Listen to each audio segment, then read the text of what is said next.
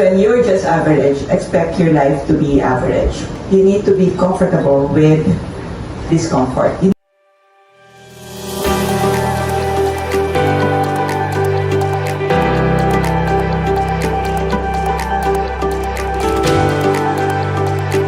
Emotions can also affect our performance. Resilience is choosing not just to bounce back, but to use yung are you okay to be better. And when you are better, yung motivation mo is consistent, whether what you love to do or your plans are happening or not. Learn how to navigate and to manage whenever you don't have power anymore on areas that you need to do. Sometimes you focus on doing more and not doing more that matters most.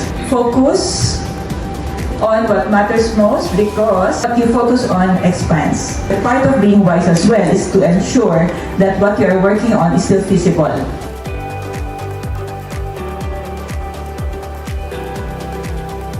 You need to love discomfort because that's when the ACC of your brain grows. This is part of the brain that makes you not feel comfortable.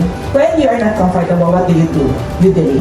And when you delay, walang nangyayari, increase in size ng ACC. Pag hindi nag-increase yung size ng ACC, you stay comfortable, hindi na i-create ang habit. And hindi ba ang success is kasama yung habit and consistency? Every moment, every minute, and every day, you try to do one thing that is not comfortable, your ACC increases. The bigger the ACC, the more bold you are in a good way. That's the one pushing you to achieve things that you think you cannot achieve. No one is too late for that ACC. But you just need to choose because no one can do it for you too.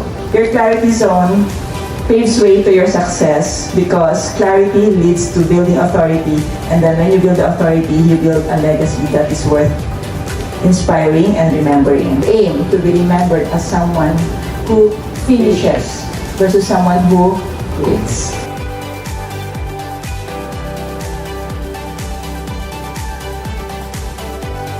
You can't improve what you don't track. Always measure. Because when you measure, you have more reasons to encourage with less misinterpretation.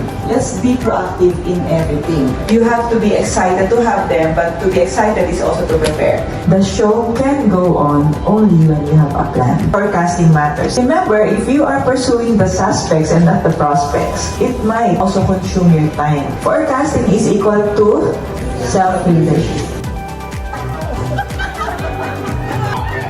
Na-boost pa ang kaalaman ko paano mag-target ng client, mag-prospecting, mag-forecast, and yung clarity sa pang-araw-araw. And I hope na dala-dala ko siya sa araw-araw ng trabaho. Yung training na ginagawa po ni Miss Tony is napakalaking tulong po, especially sa aming mga sales executive na humarap sa iba't ibang level ng tao na nakakausap namin sa araw-araw. Nagustuhan ko din the clarity zone na we have 3 circle na ito yung magiging priority mo, and then the TFA also, the thought, feelings, and action. Magaling si Miss Tony na magturo. Nakukuha niya yung attention namin. Every details ng dinidiscuss niya. Marami akong natutunan about sa sarili ko, about sa ibang tao, and also dahil doon, mas na-develop ko pa yung sarili ko na pwede kong gamitin sa pang-araw-araw na ginagawa namin bilang isang sales agent. Sa tulong ni Mr. Tony, na-realize ko yung mga dapat ko pang gawin,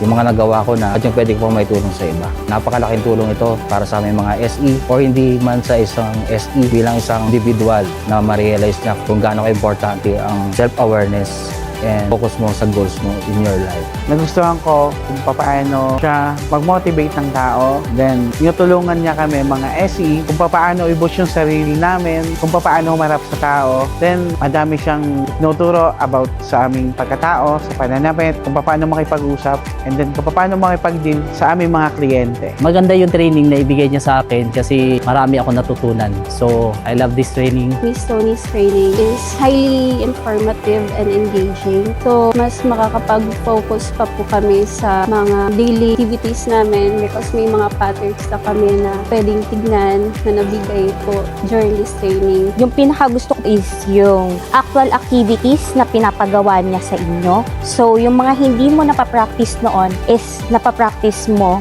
ngayon. So, malaking bagay yung training niya kasi dagdag kaalaman to para sa lahat ng SE.